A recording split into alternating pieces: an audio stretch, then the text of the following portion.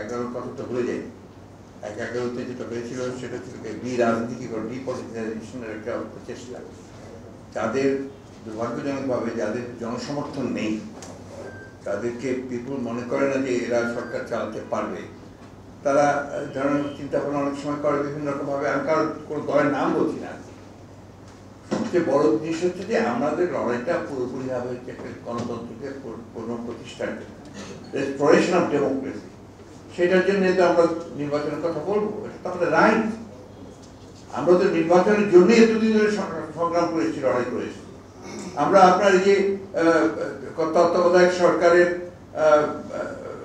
বাতিল করা হলো, তার জন্য তো ওই দলগুলো মিলেও তো আমরা আন্দোলন করেছি। ওই দলগুলোর অনেকেরই কিন্তু আপনার তার পরের আন্দোলনের পরে অনেক নির্যাতন ভোগ করতে হয়েছে। এমনকি আপনার তাদের অফিস টফিস আদালত সব বন্ধ করে দেওয়া হয়েছে, ঠিক না? এখন ওই আন্দোলনকে, ওই বিষয়কে বাদ দিয়ে তার অন্য কোনো রাজনৈতিক চিন্তা এই মুহূর্তে করবো না। হ্যাঁ, আমি অবশ্যই বলেছি যে ইন্টারিম গভর্নমেন্ট এসছে এবং সেটা আন্দোলনের মধ্য দিয়ে এসছে, বিপ্লবের মধ্য দিয়ে এসছে। অবশ্যই এই ইন্টারিম গভর্নমেন্ট তাকে সেই যৌক্তিক সময় অবশ্যই দিতে হবে। তার জন্য সকল প্রকার কোঅপারেশন, সহযোগিতা কিন্তু আমরা এখন পর্যন্ত করে চলছি, করব। যতদিন আমরা মনে করি যে সরকার রাইট ট্র্যাকে থাকবে, অবশ্যই আমরা সেটা করবো। আমরা তো ভুলে যাইনি 1/11-এ কারা চেষ্টা করেছিল রাজনীতিকরণ, ডিপলিটিসাইজেশন, যে রাজনীতির দরকার নেই, সিলেক্টেড লোকজন আসবে, এই ধরনের চিন্তা ভাবনা করেছিল। এমনকি ওই সময় আমার দলকে পর্যন্ত আপনার পুরোপুরি বাতিল, নিশ্চিন্ন করার চেষ্টা হয়েছিল। এই কথাগুলো আমি ভুলতে পারি না। এটা আমার গণতন্ত্রের জন্য, আমার রাজনীতির জন্য, দেশের উন্নয়নের কল্যাণের জন্য তো এটা আমাকে মনে রাখতে হবে। আবার যদি ওই চেহারাগুলোই সামনে দেখি,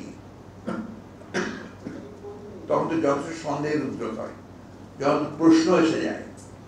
এই জন্য আমরা সেটাও বলেছি যে আমরা এইবার আন্দোলনে এবং এই বিগত ফ্যাসিস্ট আওয়ামী সরকারের দোষর হিসাবে যারা কাজ করেছিল, যারা তাদেরকে সহায়তা করেছে, তাদেরকে এই হত্যা করতে সহায়তা করেছে, আমরা তাদের চেহারাগুলো দেখতে চাই না। একই সঙ্গে দেখতে চাই না যারা গণতন্ত্রকে আপনার ব্যাহত করার জন্য, ধ্বংস করার জন্য কাজ করেছে, তাদেরকেও আমরা সেইভাবে এই দেশের মধ্যে দেখতে চাই না। মানুষ এখানে একটা ডেমোক্রেটিক সেট আপ চায়, একটা গণতন্ত্র চায়, সেটা নির্বাচন চায়। আপনি দেখবেন যে মানুষ কত খুশি হয় যখন নির্বাচন আসে, সেটা যদি অবাধ, সুষ্ঠু, নিরপেক্ষ হয়, মানুষ সেটা গ্রহণ করে। এই জিনিসগুলো আপনার মাথায় রাখতে হবে। আমি যদি আপনার একজন ব্যক্তি, কয়েকজন ব্যক্তি মিলে আমি মনে করি যে আমরা আপনার একেবারে স্বর্গ বানিয়ে দিতে পারবো, আমার এই চিন্তাটা একদম সঠিক হবে না। কারণ এটা পিপল, আলটিমেটলি জনগণ যারা ডিসাইড করবে যে দেশ কিভাবে চলবে, এটা সেই জন্য আমরা বিশ্বাস করি যে সংস্কারের দাবিটা আমরা তুলেছি।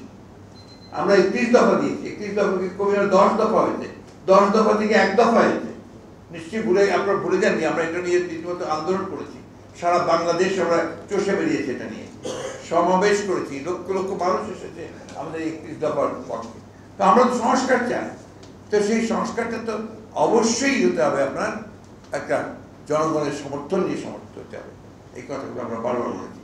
আমি আশা করি আপনারা এই জিনিসগুলোকে সেইভাবে আমাদের যে বক্তব্য, সেই বক্তব্যগুলোকে সবসময় ভালোভাবে তুলে ধরেছেন, সেটা তুলে ধরবেন। আর জনগণের মধ্যে যেন কোনো বিভাজন সৃষ্টি না হয়, আমি অনুরোধ করবো সবাইকে যে তারা যেন এই ধরনের এমন কোনো বক্তব্য না দেন যে বক্তব্যগুলো কখনো বিভাজন সৃষ্টি করবে।